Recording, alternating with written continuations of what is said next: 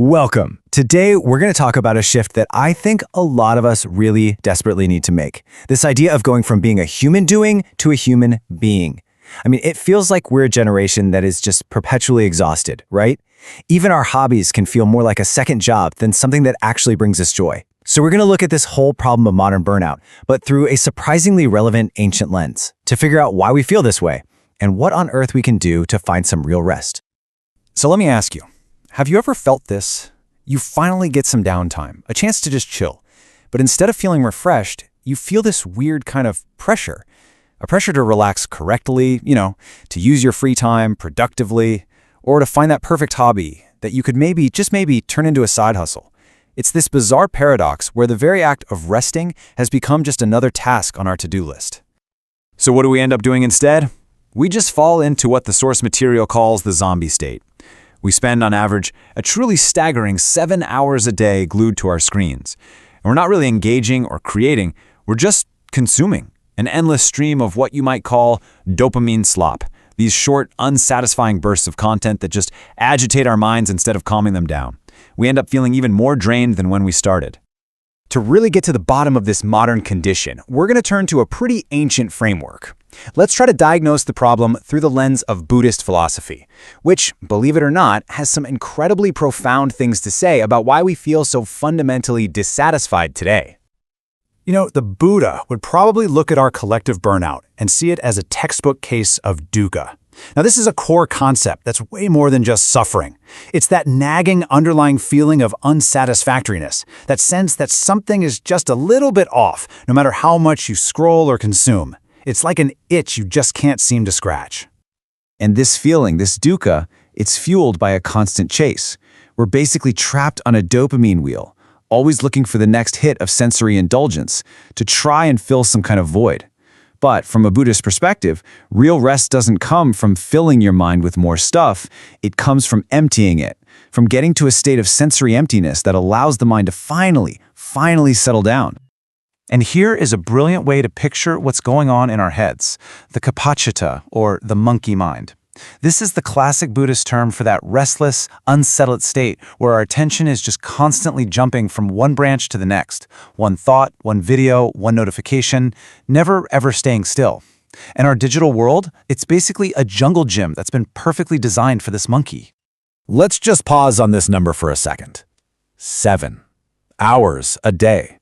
That's almost a full-time job that we spend feeding the monkey mind, training it to be more restless, more agitated, and way less capable of finding any genuine peace. The big takeaway here is that our environment is actively fighting against our ability to just rest. So if our minds are agitated, what about our sense of self? A huge reason we're so paralyzed when it comes to trying new hobbies is this fear of failure or of being judged.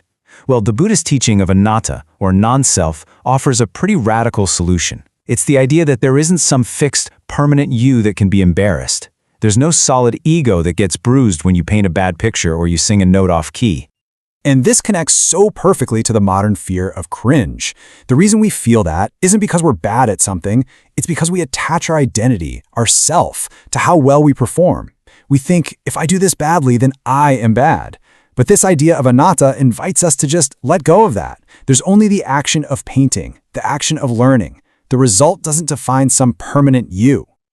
This idea of detaching from outcomes brings us to another modern trap, the side hustle culture.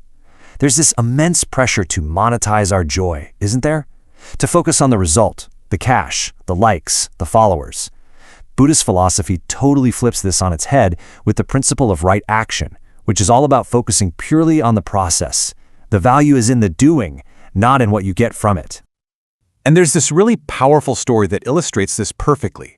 For weeks, Tibetan monks pour all of their focus and incredible skill into creating these breathtakingly intricate mandalas out of colored sand.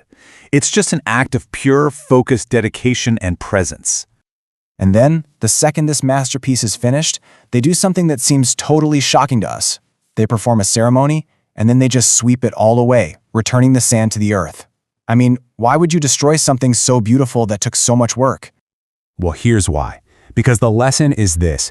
The true value was never in the finished product. It was in the process, the focus, the presence, the act of creation itself. It's this profound practice of non-attachment, which is the absolute opposite of our modern obsession with results and keeping things forever. Okay, so we've diagnosed the problem. Now what's the prescription? How do we actually start our own kind of spiritual recovery? Well, the source material offers a few really actionable practices to help us reclaim our minds and our time. So this recovery practice is basically a three-step journey. First, we have to reframe our relationship with boredom. See it as potential, not as a void. Second, we practice the art of just doing things for their own sake. And finally, number 3, we learn to embrace the plateau, that point we all hit in a skill where we feel totally stuck. Let's break each of these down. All right, let's start with step 1. We are terrified of being bored. We see it as this empty time that we have to kill, usually with our phones. But what if we just saw it differently? What if boredom isn't a void to be filled, but space, a quiet opening where our minds can finally wander, process things, and where real creativity can actually bubble up instead of being drowned out by constant noise? Step 2 is to practice just doing. This means finding activities that are gloriously, wonderfully pointless in a productive way. Things you can't monetize or optimize. Think about just stacking stones at a beach, watching birds without needing to identify every single one, or singing your heart out without ever hitting record. It's right action in its purest form. The goal is just to be present, to let your ego dissolve into the action itself. And finally, embracing the plateau. In any new skill, we all hit that wall where we feel like we're not getting any better. Our gut reaction is to either push harder or just give up. This suggests a third path. Instead of trying to get better, try to get deeper. Listen more closely to the sound of your mistake on the guitar. Feel the texture of the paint more intently. That struggle, that's actually where the real growth is happening. This table just pulls it all together so beautifully. Let's run through it. For our dopamine addiction, the antidote is mindfulness, or sati, which we practice by just focusing on one thing at a time.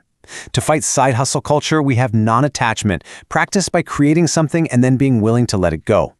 To counter that deep fear of cringe, we can embrace anatta, or no ego, by deliberately failing with a bit of joy. And finally, to combat comparison, we cultivate mudita, sympathetic joy for others, while we just stay focused on our own path. And all of this leads us to the core message of this entire explainer. It's a really simple but incredibly profound shift in how we see ourselves. You are not a human doing. You are a human being. Just let that sink in for a minute. Your worth as a person has absolutely nothing to do with your output or your follower count or how optimized your calendar is. Your ultimate value, your real value, lies simply in your ability to be present for yourself and for the world around you. And we'll end on this final thought. Look, this isn't about finding the perfect Instagram-worthy hobby that makes you seem interesting. It's about finding a practice, any simple, pointless practice that helps you reclaim your own mind from all the noise. Because at the end of the day, you don't need a hobby to be cool. You need a practice to be free.